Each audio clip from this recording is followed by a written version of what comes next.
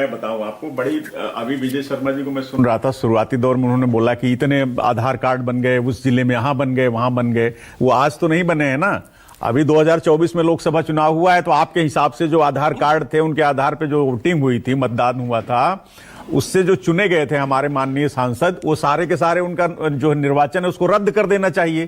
क्या हास्यास्पद बात कर रहे हैं विजय शर्मा जी। दूसरी बात, आधार कार्ड को लिंक करने के लिए बाकायदा सरकार की तरफ से आदेश होता है कि इसको बैंक से लिंक कराइए, इसको पैन कार्ड से लिंक कराइए। तो अगर आधार कार्ड इतना इंपॉर्टेंट है तो उसको इलेक्शन कमीशन क्यों नहीं मानता है, उसको मानना चाहिए। दूसरी बात, तीसरी बात, जो माइग्रेंट की बात कर रहे हैं, ये वाकई इस समय रोपनी का समय चल रहा है, धान लगाया जा रहा है और लोग बाहर हैं। सिचुएशन इस वक्त इतनी ज्यादा फंसी हुई है ना कि जब सरकार आधार कार्ड के पक्ष की बात कर रही थी तो विरोध विपक्ष कर रहा था। अब पारदर्शिता लाने के लिए विपक्ष की मांग पर सरकार काम कर रही है तो दिक्कत। पूजा जी, सिर्फ आधार की बात नहीं, मैं आपको उदाहरण देता हूं। महाराष्ट्र चुनाव में आपने देखा है किस तरह से सिर्फ 50 विधानसभाओं में इलेक्शन कमीशन ने 50,000 से ज्यादा मतदाता उसमें जोड़ दिए, और उन 50 विधानसभाओं में ताजुब की बात यह है कि एनडीए और भारतीय जनता पार्टी के जो गठबंधन के प्रत्याशी थे सिर्फ वही विजयी हुए हैं।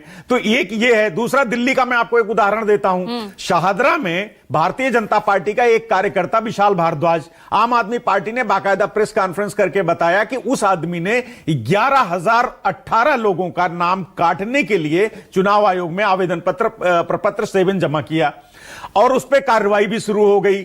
मजे की बात देखिए कि उसमें से 75% लोग अपने पते पर मौजूद थे। एक फर्जीवाड़ा था ये, बाद में इलेक्शन कमीशन ने भी एक्सेप्ट किया। उसने हालांकि ये नहीं कहा कि 11,000, लेकिन उसने माना कि 494,7 उसके पास आए हुए हैं। तो इस तरह की धांधलियां अब बिहार में होने क्या जा रहा है, दरअसल इस बहाने हो क्या रहा है कि सरकार, चूंकि एनडीए के है वहां पे, वो ये चाह रहे हैं कि किसी तरह से कंफ्यूजन की स्थिति पैदा करो और ये फॉर्म जमा करो और फिर उसमें अपनी सहूलियत के हिसाब से किसको घटाना है किसको जोड़ना है उसको हम देख लेंगे। जिनको रखना है उनको कह देंगे भैया इनका दस्तावेज आ गया है, और जिनको हटाना कह देंगे इनका तो दस्तावेज नहीं है इसलिए हटा दिया। ये चुनाव आयोग भी बार बार अपनी चीजें बदल रहा है। आप देखिए, पहले इन्होंने कहा था कि हम सारे 7.9 करोड़ जो मतदाता हैं सारे के सारे को वेरीफाई करेंगे। फिर इनका आदेश आया, बदलाव किया अपने उसमें आदेश में कि नहीं, 2003 में जो वोटर्स थे, मतदाता थे, हम उनको एज इट इज ले लेंगे, उनको सिर्फ प्रपत्र ही भरना है।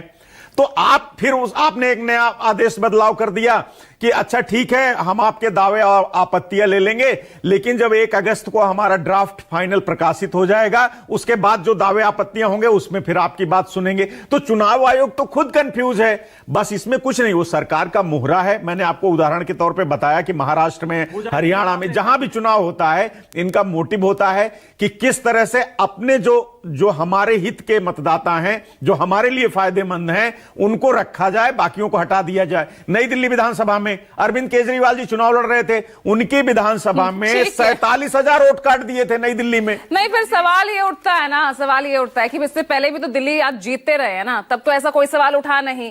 भाई वही फंडा है, देखिए वही एजेंडा है, सब अपने अपने स्टैंड पर कायम है, अपनी अपनी सहूलियत की राजनीति करते हैं। फिलहाल सुप्रीम कोर्ट की अगली सुनवाई पर नजर रहेगी। बहुत बहुत शुक्रिया आप सभी का इस चर्चा में जुड़ने के लिए। आज बेरोक टोक में इतना ही, नमस्कार। पावर्ड बाय PolicyBazaar.com, हर फैमिली होगी insured.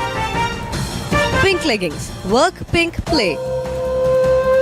Angel One for Everyone, app for smart investing. Co-powered by Valvoline, the original engine oil. Dr. Morpin Glucose Monitor, ताकि जिंदगी में मिठास बनी रहे। P-Mark, the mustard specialist since 1993, बरसों से सरसों।